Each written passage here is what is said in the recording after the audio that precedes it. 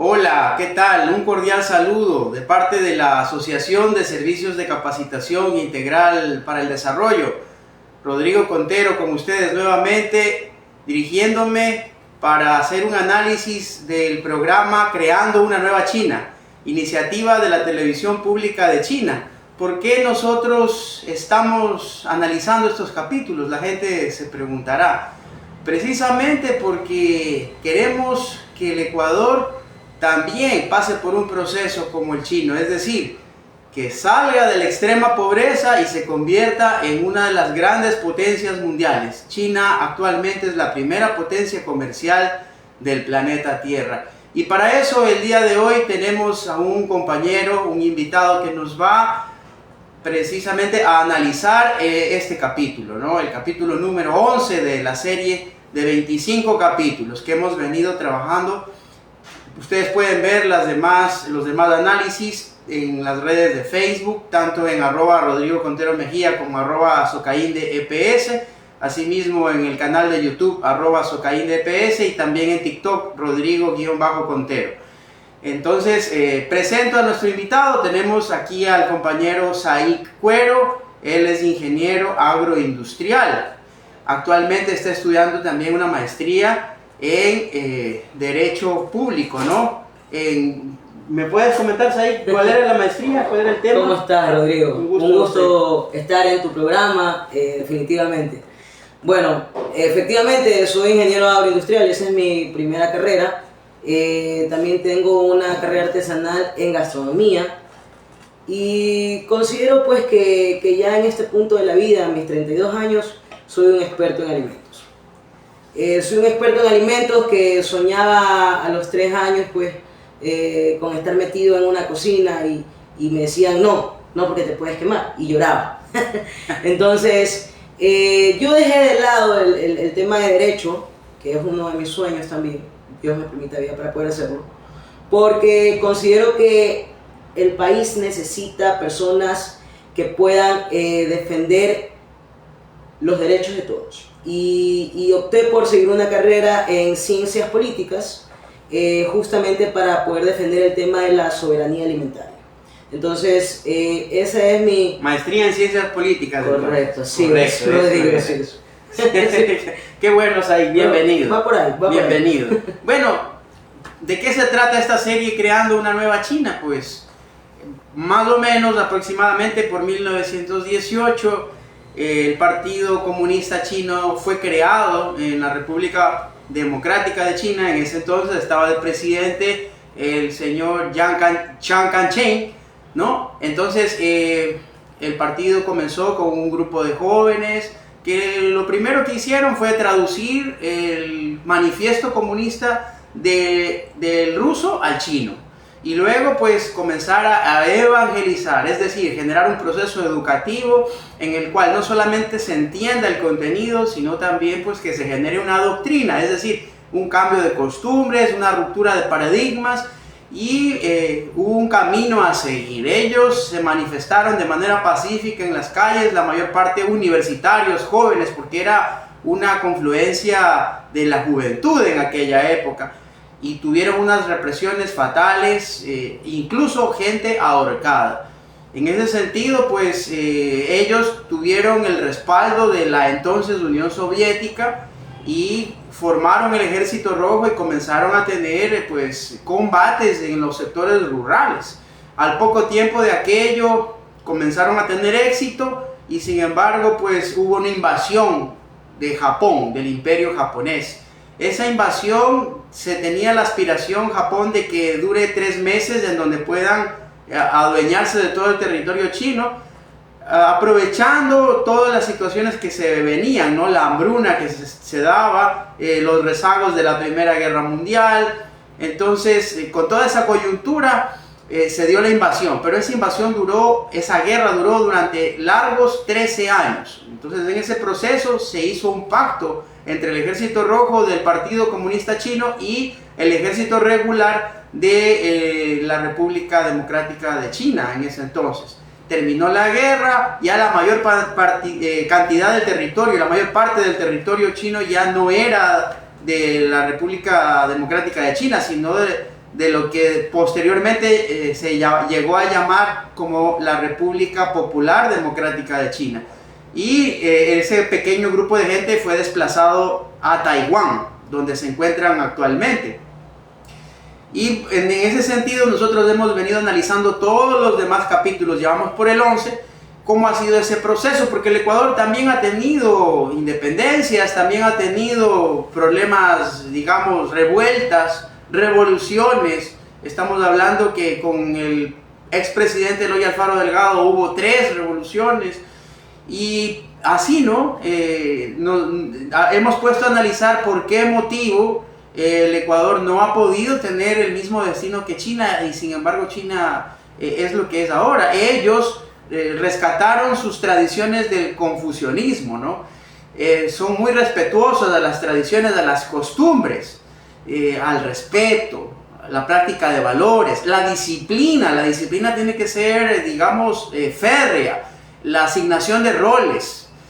Son cosas que de pronto acá los ecuatorianos no lo practicamos al día a día. Cada quien quiere tomar un destino distinto, ese individualismo, esa globalización. De eso se trata estos programas.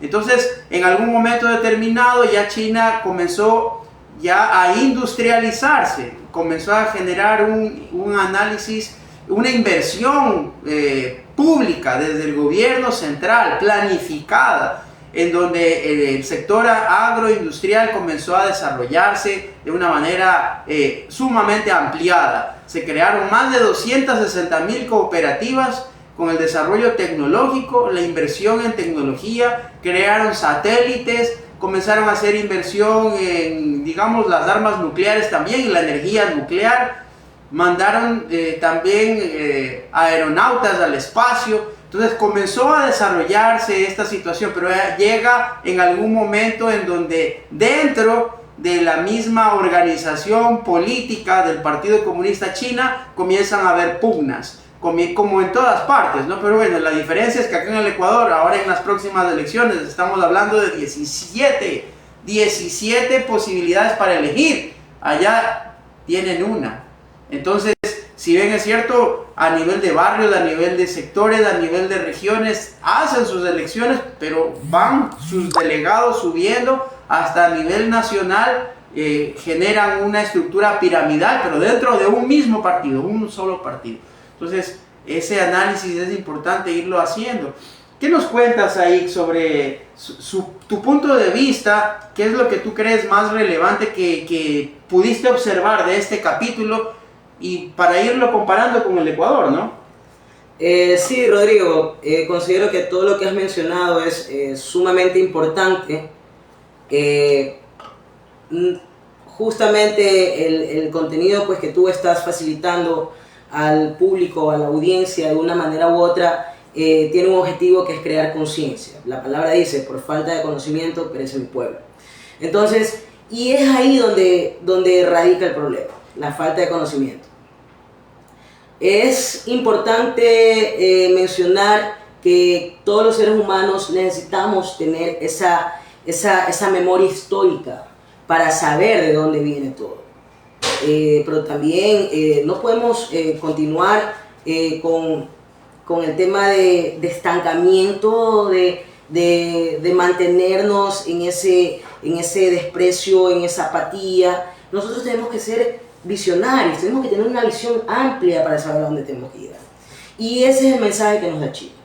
Entonces, recuerda que China viene de un proceso muy, muy complejo, que en este caso fue prácticamente el estado feudal, que tuvo que sufrir pues la invasión y la explotación de sus tierras, y posterior a eso pues hubo un levantamiento de voces, como tú lo mencionas, de universitarios, de trabajadores,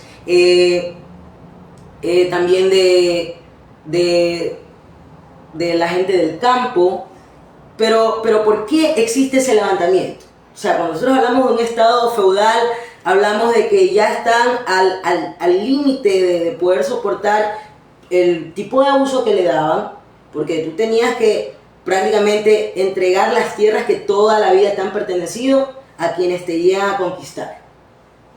Y no solamente eso, sino que también tienes que prestarle servicios de manera gratuita. Y bueno, si no es gratuita, pues que más que sea te permitan vivir, trabajar y comer, o sea, sin derecho a reclamos a nada. Ese tipo de modelo feudal, fascista, neoliberal, oligarca, responde a solamente una cosa, la derecha. Que no solamente se puede decir de la derecha ecuatoriana, la derecha mundial. Nosotros tenemos que recordar de dónde nace la derecha y de dónde nace la izquierda. Nosotros sabemos que en la derecha están los reyes, las personas élite, y en la izquierda está el trabajador, pues. Está el hombre del campo, el hombre del trabajo. Entonces, de ahí para allá, si nosotros nos ponemos a comparar el tema de la derecha y la izquierda, sí, la derecha es muy astuta, sabe acomodarse, ¿no? Parece líquido, se amolda a las situaciones, a los tiempos. Pero la izquierda tiene ideologías, la izquierda tiene preparación, la izquierda tiene potencial. Eso es lo que nos diferencia a la izquierda de la derecha. Ya que nos has estado hablando de ideologías y precisamente en el proceso chino se generó un proceso educativo, ¿no? O sea, es admirable cómo con tanta cantidad de personas, de habitantes, lograron calar en el pensamiento de esa gente que defienda un postulado y luego que estén dispuestos incluso a dar la vida por defender la tierra, porque cada vez que se afincaban a la tierra y peleaban por ella, el momento de liberarla era suya. Entonces, esa oportunidad, digamos, esa posibilidad les generó el Partido Comunista de China de aquella época, ¿no? Dándoles una esperanza. O sea, la gente cuando pierde la esperanza ya no hay nada, es como que estuviese muerto en vida. Entonces, bueno, qué bueno que hemos hablado ya del tema de ideologías, porque de pronto la gente del común ni le interesa incluso el tema de ideologías, y precisamente por esa situación luego tomamos decisiones erróneas, ¿no? Como por ejemplo tenemos un actual presidente que es joven, 35 años, tiene su maestría en Harvard, es ciudadano americano, ¿no? Aparte de ecuatoriano, es ciudadano americano, o sea que habla el inglés al revés del derecho. Es empresario, tiene mucho dinero, es representante del oligopolio financiero, es decir, de la banca privada, porque ellos, aparte de tener un monopolio en la industria bananera, aparte de tener navieras, tienen, digamos, también una serie de bancos y los demás familiares tienen digamos, un bagaje de empresas, un emporio empresarial de construcción. ¿De qué no tienen? Sería la pregunta. Y conociendo personas que tienen ese tipo de desarrollo, nos preguntamos, nos interrogamos, ese tipo de gente ya en la práctica debería ser los más idóneos para administrar el país, para administrar el Estado. Pero ¿qué está pasando en el Ecuador actualmente? En el Ecuador no se está dando esta situación. En el Ecuador más bien hay un aumento del desempleo, hay un aumento de condiciones adversas a la economía.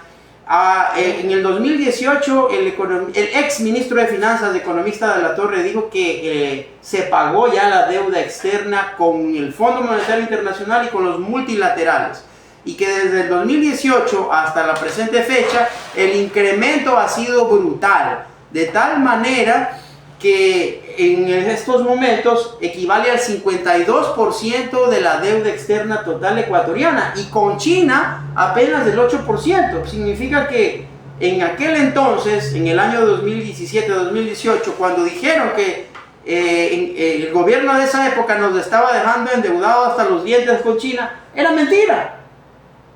Claro. Era mentira. Entonces, en el momento que estamos hablando de doctrinas, de posiciones ya políticas, ¿por qué es importante mi pregunta? Que los jóvenes se involucren, que el ciudadano del común sepa diferenciar y sepa tomar decisiones adecuadas. ¿Por qué? A ver, Rodrigo, vamos por partes. Lo que mencionaste en un principio, el tema de de que China de una u otra manera sintió como suyo el tema de poder defender las tierras, es porque China pasó por un proceso de empoderamiento. Cuando tú te empoderas, tú sabes que tienes que defender y sabes que tienes cómo defenderlo. ¿Ya? Por eso desde mi postura siempre he propuesto, voy a seguir proponiendo y voy a defender la transformación cultural.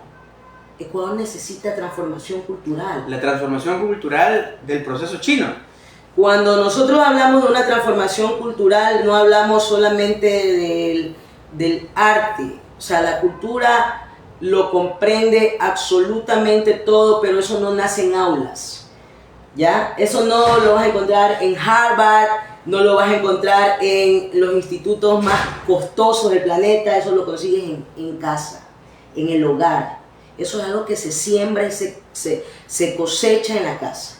¿Ya? Entonces, tú puedes tener a un presidente, ¿verdad? Que todos sabemos a qué línea responde, la línea de la derecha, que tiene un currículo perfecto, que tiene capacidad, que tiene competencia según su currículo, pero no tiene voluntad. ¿Por qué? ¿De qué estamos hablando? ¿Por qué entonces? Porque Rodrigo, o sea, la respuesta es fácil. Porque el presidente o los gobernantes o los representantes no conocen las necesidades y las realidades del pueblo. Porque a ellos no les nace, no tienen la voluntad de ir a recorrer y ver que, por ejemplo, en la Trinitaria hay niños sin escolaridad.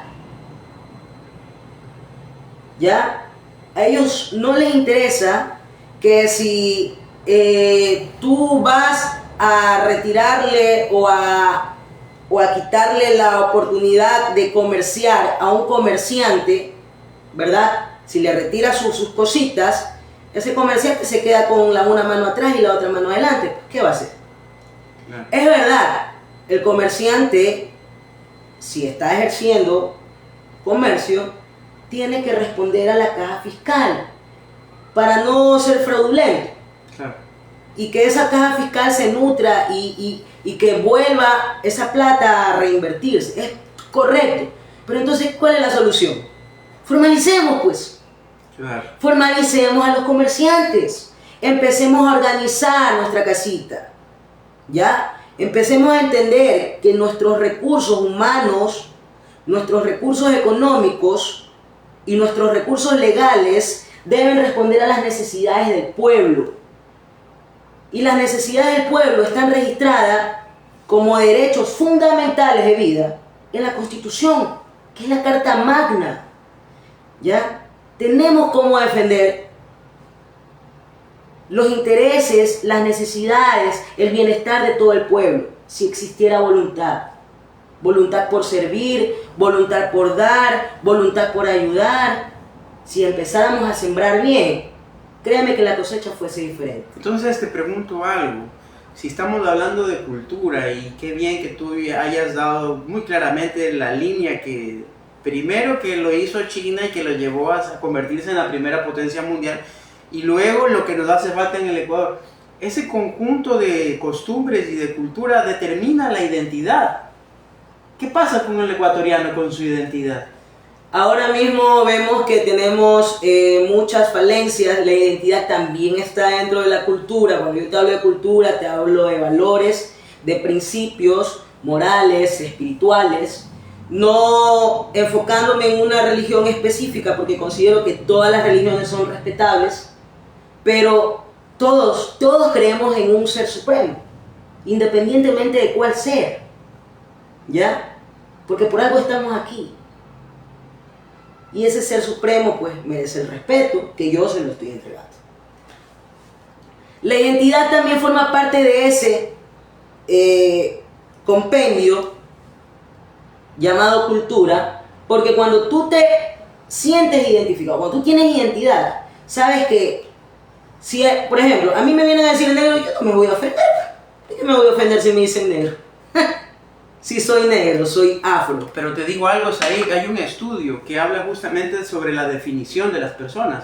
Y dentro digamos, del segmento de personas afro, hay personas que se definen como negro, otros como afrodescendiente, otros como moreno y otros como mulato. Entonces, solamente en el segmento poblacional que acabamos de mencionar, hay 4 tipos de y eso definiciones. Eso Fracciona. Entonces, ese es uno de las explicaciones de las cuales nuestra diversidad y lo que no nos ponemos de acuerdo, porque si dentro de lo diverso habría un respeto de por medio, chévere, pero en la realidad aquí no nos aceptamos confrontación entre costa y sierra, entre el negro de la costa y el negro de la sierra, el negro del Chota también, porque el negro del Chota habla con acento serrano. Claro. Y este tema de costa y sierra viene incluso desde la época de la Revolución Liberal de Eloy Alfaro, la guerra la costa y contra la sierra también. Entonces son cosas que están dañando al Ecuador ya durante algunos siglos, desde la época de la colonia, digamos, y seguimos arrastrando esta situación, ¿no? Y lo vamos a seguir arrastrando hasta que no comprendamos algo, Rodrigo. Seas negro, blanco, cholo, indígena, montubio, afro, mestizo, ojo, o blanco, ojo que el tema de mestizaje es una capsulita que se utiliza para dejar a los ciudadanos fuera de sus derechos constitucionales. Porque tú en la Constitución, tú no ves qué dicen los derechos de los pueblos y nacionalidades. Te dice indígena, te dice afro, te dice montubios, ahora último cholos, que me parece muy bien mis hermanos pues de la costa, pero no en ningún momento te mencionan mestizo, pues. ¿Sí me hago entender? Ciudadano. Entonces, claro, bueno, en el momento que tú te reconoces o te identificas como mestizo, tú estás automáticamente renunciando a tus derechos constitucionales. Eso tiene que quedar clarísimo. Entonces, 1, 2. Tú diste la clave, o sea, independientemente de cómo te identifiques, porque cada persona pues tiene cómo defender su postura. Por ejemplo, en los pueblos afros negros, el afro descendiente se origina en África. Pero los originarios de África son negros. Y los negros vienen de una línea, de una misma línea que los blancos, porque Noé fue blanco y en este caso el primer negro registrado en la palabra fue Cus, nieto de Noé, y viene de la misma línea Noé. Y Noé y Cus son hermanos, pues. O sea, no necesitamos tener que ahondar en demasiados detalles para concluir en que sea negro, sea blanco, cholo, indígena, lo que sea, igual termina siendo un ser humano que hoy está en vida y que cuando ya se va, no se lleva nada.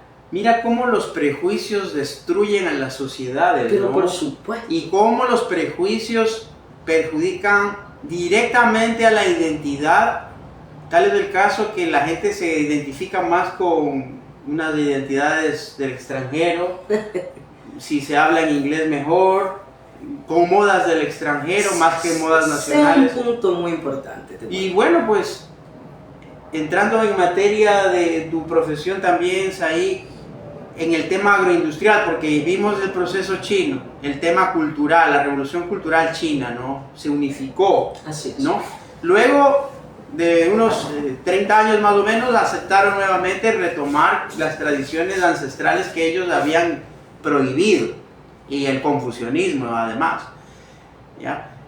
En cambio acá, en ese sentido no nos ponemos de acuerdo, pero luego de esto, los chinos, ¿qué hicieron? Comenzaron ya a industrializar la agricultura, ¿no? La industrializaron. ¿A través de qué unidad productiva? De las cooperativas. Es decir, nuevamente la práctica de valores, la solidaridad, el trabajo en equipo, preferir cooperar que competir. Así es. Preferir ser solidario, ser recíproco con alguien, ¿no? Que ponerle el pie para que se caiga. Entonces, acá en el Ecuador, que somos, digamos, producimos en el campo, ¿qué deberíamos hacer para generar ese proceso de industrialización, queridos ahí? A ver, lo que mencionaste hace un momento es clave para poder dar el siguiente paso, que es la parte de industrialización. Tú hablaste del patriotismo y nacionalismo, y sin eso no podemos hacer una transformación económica. El patriotismo y nacionalismo está dentro de la transformación cultural. Porque ¿qué vale que yo meta todos los recursos para producir si nadie me va a comprar? Y nadie me va a comprar porque no se empoderan de lo que estamos produciendo nosotros. Si no ven como suyo el desarrollo del vecino, si no ven como suyo el desarrollo del familiar, si no se apropian de esos emprendimientos, si no consumen el encebollado de tu vecina y en vez del encebollado se van a comer un pollo KFC. O sea, entendamos de dónde parte esta crisis. Esta crisis parte porque no hay circulante, pues. ¿Qué es lo que nos está sosteniendo? La remesa de los migrantes y parte de nuestros productos primarios que se están exportando. Pero de ahí tú ves que ha existido mayor productividad por parte del Estado. Te pregunto, ¿tú has visto? No. Definitivamente no. O sea, si tú ves por un lado, tú ves supuestamente una caja fiscal vacía, y así estuviese llena, porque la ha estado, porque hasta el momento hemos recibido más de 11 mil millones de dólares, y hasta ahorita se han justificado en qué, pues no, 7 años que hemos venido transcurriendo.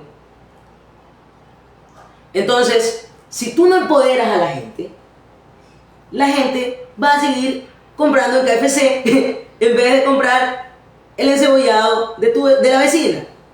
¿Ya?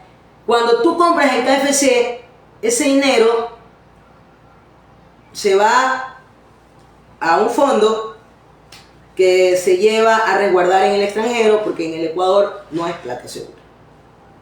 ¿Estamos claros? Esa plata no se reinvierte aquí.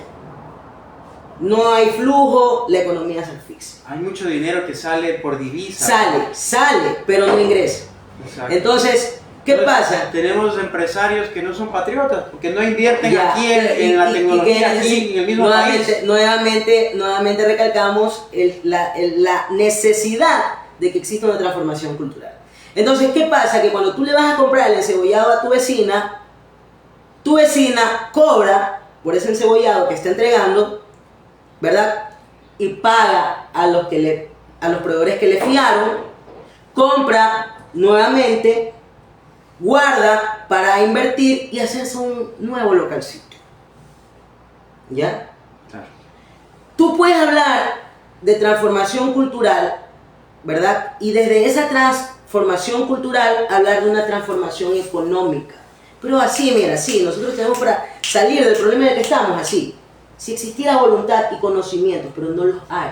O sea, hace poco tiempo en la Asamblea Nacional se estuvo debatiendo un tema de nuestra soberanía alimentaria que prácticamente está en la Constitución, pero reposa en la Constitución, o sea, solo letras. Y muchos confunden la soberanía alimentaria con la seguridad alimentaria. Ya, la soberanía alimentaria no es otra cosa que el poder sobre nuestros alimentos. De origen ancestral inclusive. Pero por supuesto, nosotros podemos decidir cómo, cuándo, dónde, qué alimentos consumimos. Pero ¿por qué nosotros tenemos que responder a agendas que ya se ha demostrado en otros continentes que han sido fallidos? El Pacto Verde en Europa falló. ¿Cómo no destruyó a la zona agrícola de Europa?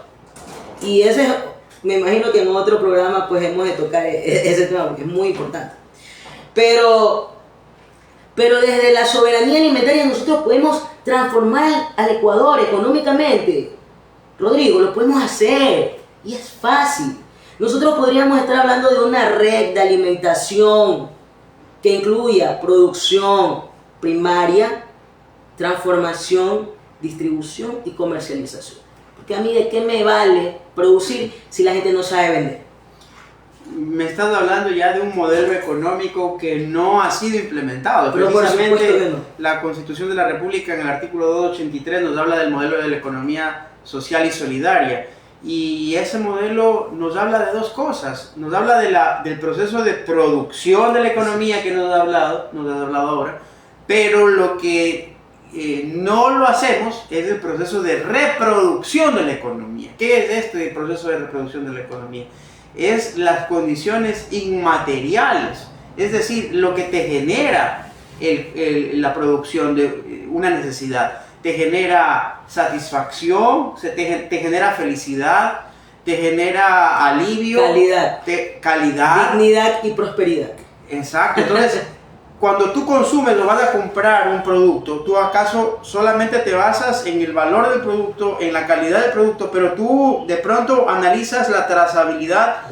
Ese producto está originando desastres ecológicos en el sector. Hay muchos árboles que se están perjudicando, hay familias que están quedando en la indigencia. Entonces, si nosotros hiciéramos ese análisis de la reproducción también de la economía, tomaríamos decisiones más antropológicas, es decir, decisiones más a favor del ser humano, de la dignidad del ser humano, de la salud del ser humano. De la salud. Es un tema muy amplio, Rodrigo, y te puedo decir que si nosotros apostamos por nuestro agro, nosotros no solamente salimos de la pobreza y podríamos alcanzar dignidad, sino también podríamos estar hablando de prosperidad. No solamente se abren puestos de trabajo, ¿verdad?, para la mano de obra, sino también para los profesionales, Rodrigo. No sabes la cantidad de profesionales que hoy en día no tienen trabajo. Claro.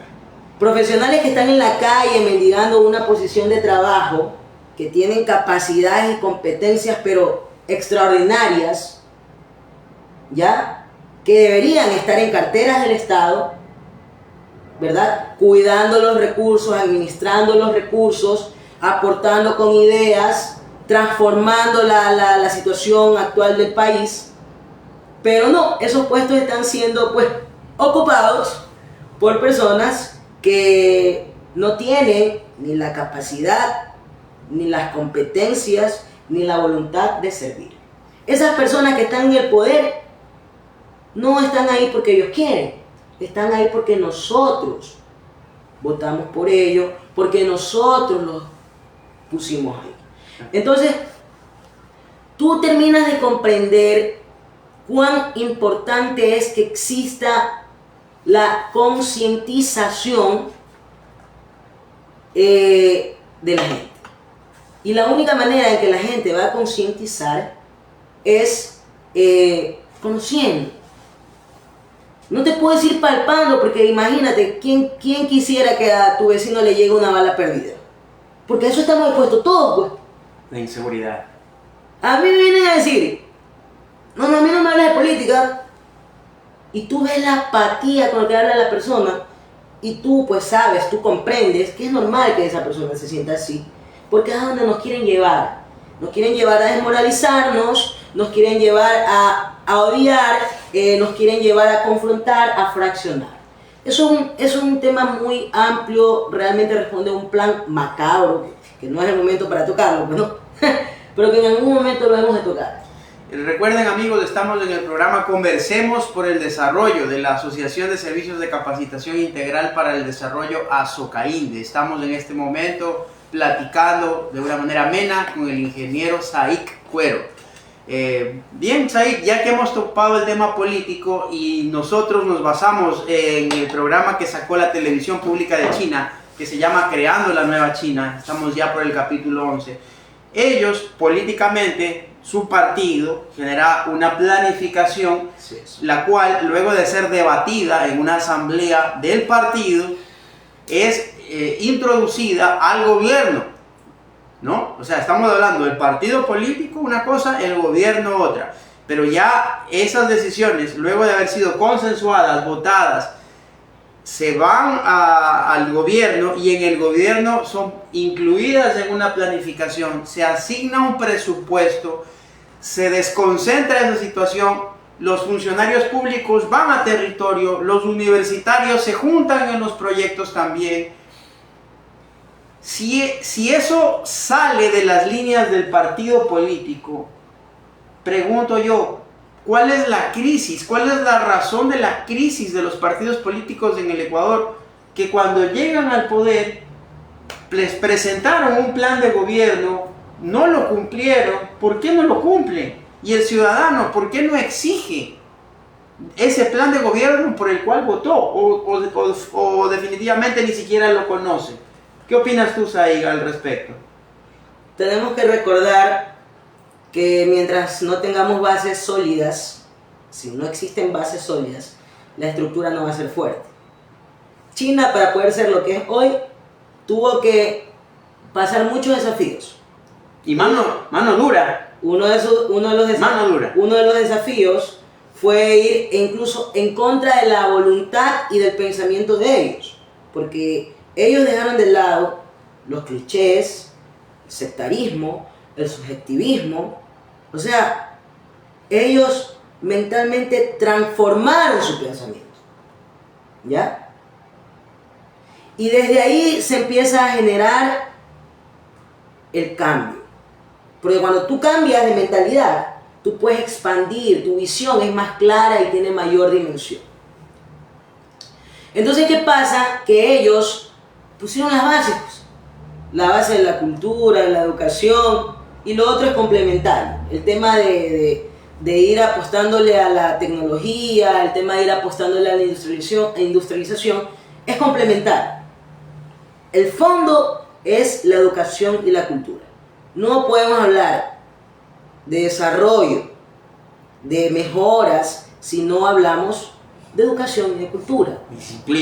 Disciplina. Respeto. Roles. Así es. Entonces, ¿qué pasa?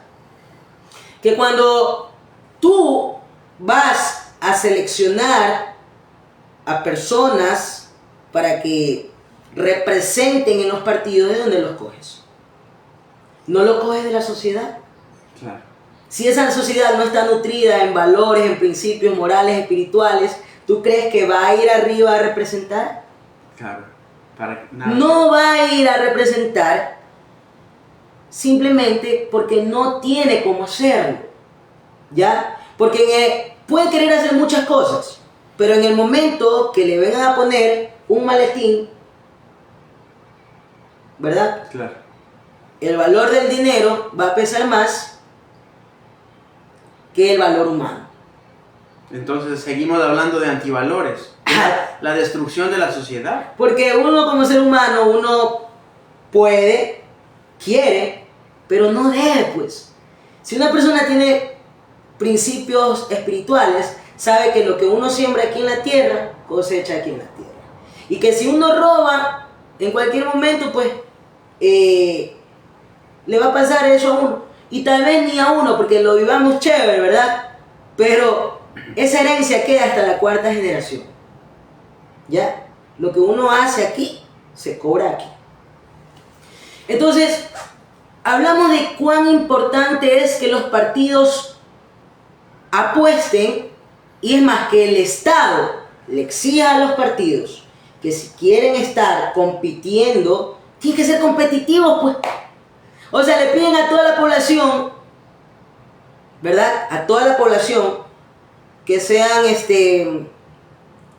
considerados, pues que le den la oportunidad a los jóvenes. Que existe un cambio generacional. A los 30 años ya eres obsoleto. ¿Y por qué las filas de los señores que están en el poder no hablan de cambio generacional?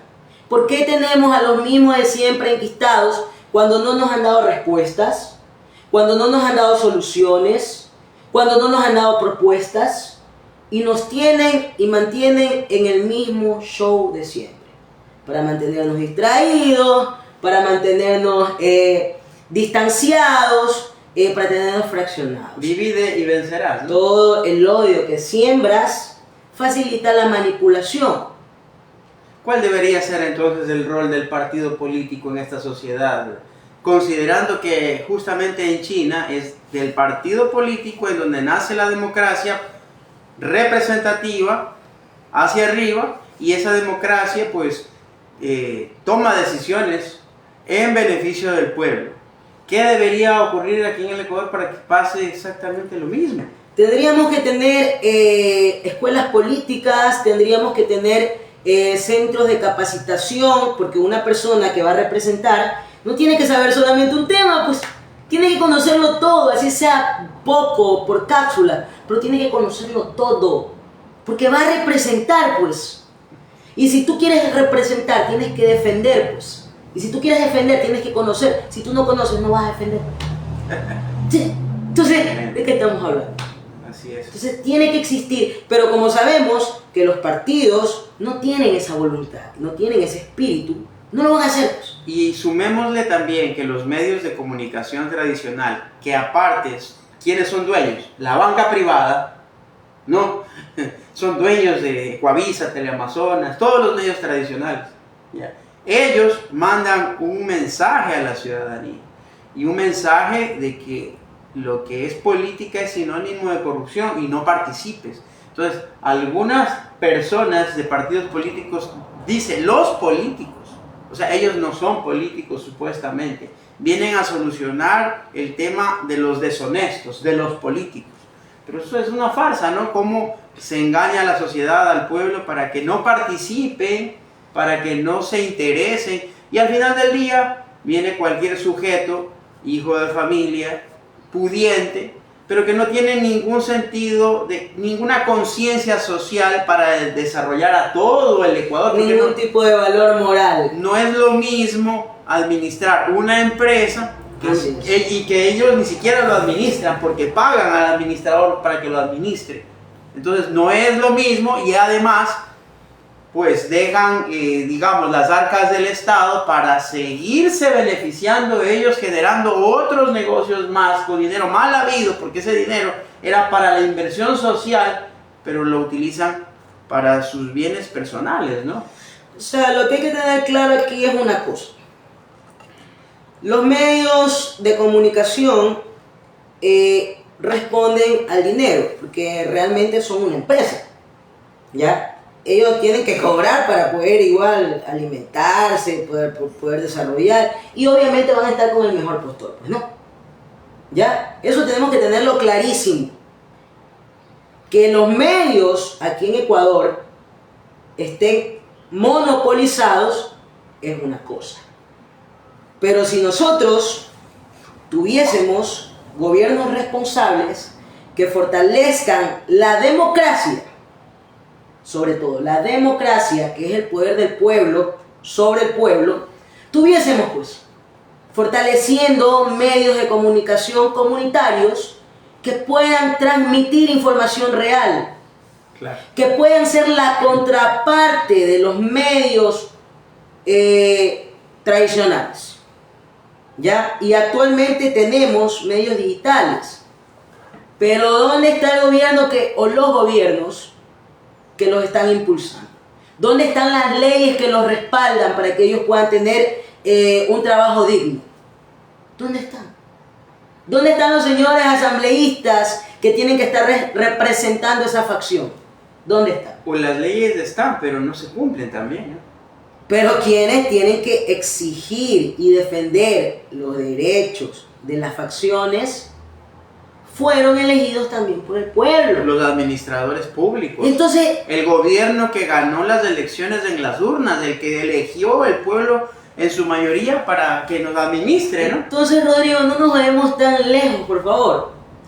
Nosotros estamos frente a gobiernos o gobernantes indolentes, frente a una sociedad indiferente, porque como no es conmigo, tú ves cómo resuelves. O sea, es tu problema, no es conmigo. O sea, a mí la política no me da de comer. Yo trabajo. Chévere, bacán, trabajas. Dios te bendice con el trabajo. Pero ¿quién te asegura que saliendo de la puerta hacia allá no viene una bala perdida? Y te llamaste. Y eso es responsabilidad del gobierno. Pero por supuesto, pues cuando nosotros hablamos... Por eso pagamos impuestos. De crecimiento, de desarrollo, de servicios básicos. Nosotros tenemos que entender que para que exista, por ejemplo, lo mencionado, una red de alimentación. Que es un plan, pues, ¿no? Que estamos enseñando bonito, ¿no? Tiene que existir responsabilidad por parte del Estado. El gobierno tiene que facilitar seguridad, tiene que facilitar proyectos estratégicos como son los energéticos, como son los viales, porque imagínate, ¿de qué te vale que tú tengas todas las estructuras? Y bueno, tienes mano de obra porque nuestro país es rico en mano de obra, pero no tienes energía. Claro. Que es el problema que hoy estamos teniendo gracias a que no le dieron mantenimiento a esos megaproyectos visionarios, proyectistas que nos dejó el señor Rafael Correa. Claro. ¿Ya? Entonces, el sistema neoliberal responde a eso, ¿ya?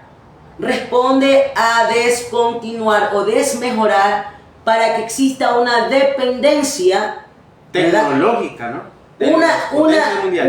Así es, una dependencia, ¿verdad? Hacia el monopolio. Pero ¿qué pasa? Que en este caso, las personas que tienen pueden y las que no tienen. Bueno, pues y entonces las organizaciones sociales y la ciudadanía en general, desde tu perspectiva, ¿qué hacen o qué deberían hacer si hay esa falencia de los partidos políticos, que ya la hemos analizado? ¿Qué deberíamos hacer? Deberíamos empezar a construir y que esos tejidos empiecen a dar frutos. Porque ¿por qué vamos a seguir alimentando con nuestro voto personas que no nos representan? Personas que vienen a insultar nuestra inteligencia, personas que vienen a comprar nuestra conciencia, personas que nunca las he escuchado hablar de política, que nunca han defendido un problema social en las calles, personas que no saben ni siquiera cuánto vale el litro de leche. ¿Por qué? Cuando tenemos a tantos líderes y lideresas a nivel nacional. ¿Por qué esos líderes y lideresas no empezamos a organizarnos, que ya lo estamos haciendo? Todo empieza con el conocimiento. Y en base a esa estructura organizativa, no empezamos a trabajar proyecto país. Porque es verdad, y hay que decir la verdad, que la verdad se tiene que mencionar siempre. El único gobierno, pero el único gobierno que se ha presentado con proyecto país ha sido Revolución Ciudadana, RC5. Y que estuvo muy bien, pero ya en estos tiempos, cuando ya todo ha cambiado, todo el sistema está completamente cambiado, hay nuevas necesidades, hay nuevas realidades, ya es obsoleto. Entonces, ya tenemos que pensar cómo vamos a llegar a una transición, a mejorarlo, a cambiarlo, porque todo se puede mejorar. Todo se puede mejorar, incluso lo que está bien hecho puede estar mejor. Dime una cosa, las dos últimas elecciones, Revolución Ciudadana ha perdido las elecciones, o esa tendencia, ha perdido las elecciones. Actualmente nos están hablando de la unidad de las izquierdas, y han pasado 3 semanas.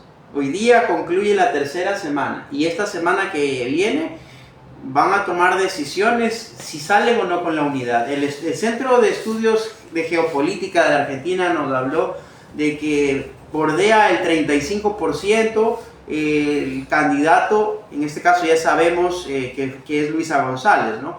En ese entonces, julio que se hizo la encuesta, se hablaba del candidato de la Revolución Ciudadana, el 35% de la intención del voto.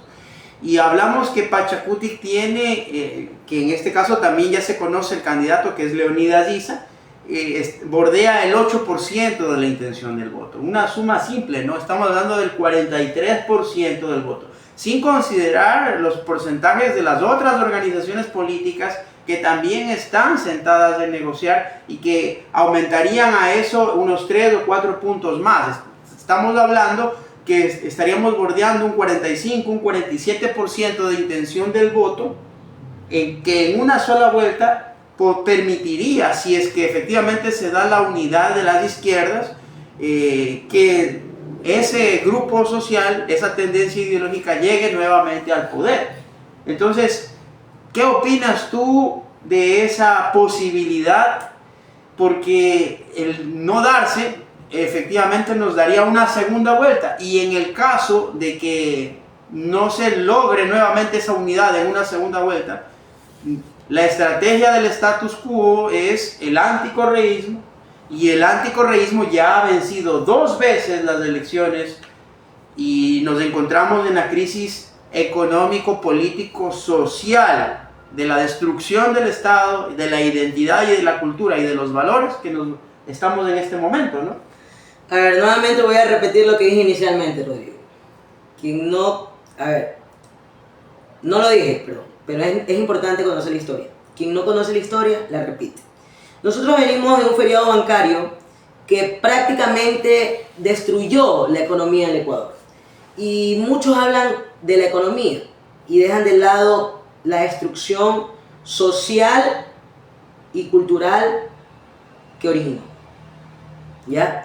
Nosotros hablamos de un feriado bancario que nos dejó a familias completamente destruidas, porque los padres tenían que emigrar al extranjero para poder conseguir recursos, poder alimentar a sus hijos, poder dar bienestar.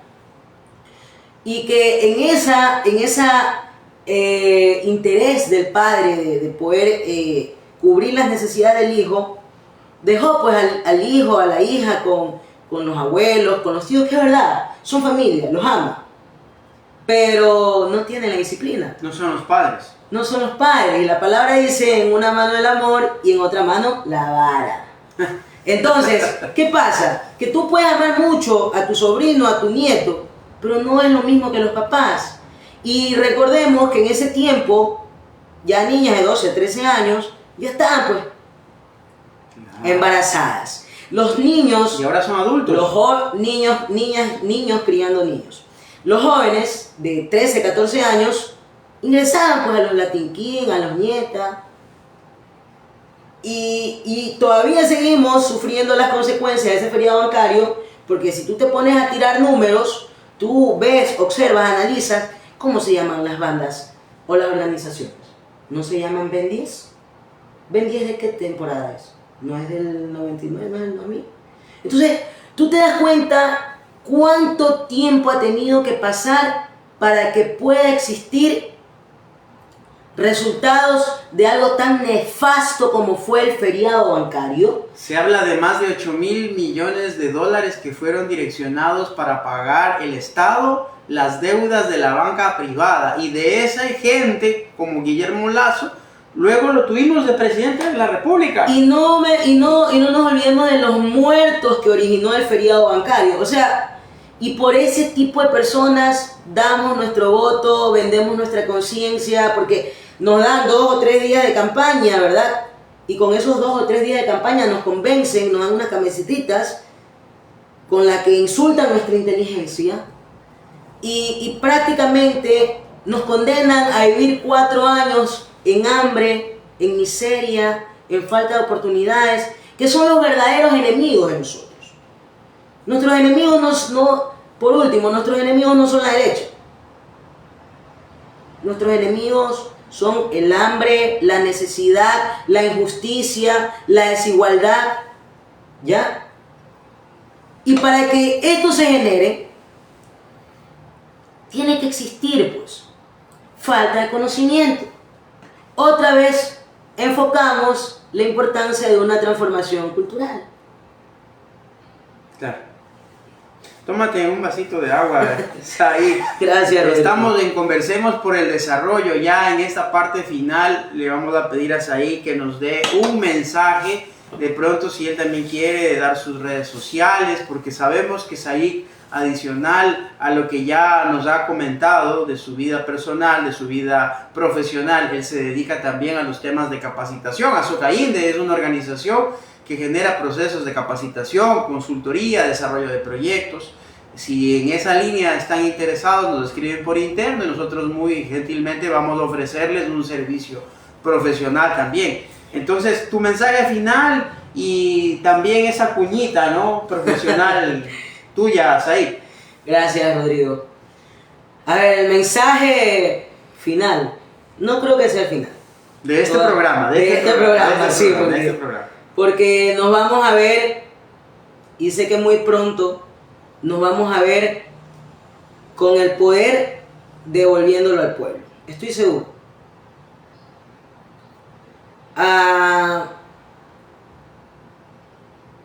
No perder las fuerzas, por muy complicado que se vea, no es imposible.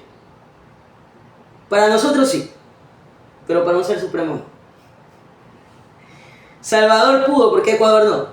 Entonces, debe existir esa esperanza que nos quieren robar, que intentan robarnos. Pero es momento de que nosotros seamos conscientes de que las personas que van a llegar al poder solamente van a llegar con la voluntad del pueblo. No sigamos jugando la falsa democracia. Empecemos a seleccionar a personas que realmente empiecen a trabajar y a servir al pueblo. No a servirse así, porque para servirse así, muchos. Entonces, ese es mi mensaje, que no pensemos en los 2 días de campaña, pensemos en todo lo que podemos lograr con personas que sí defiendan nuestra vida, nuestra salud, nuestra libertad, nuestros alimentos, nuestra familia, nuestra dignidad y nuestra prosperidad, porque nosotros sí podemos.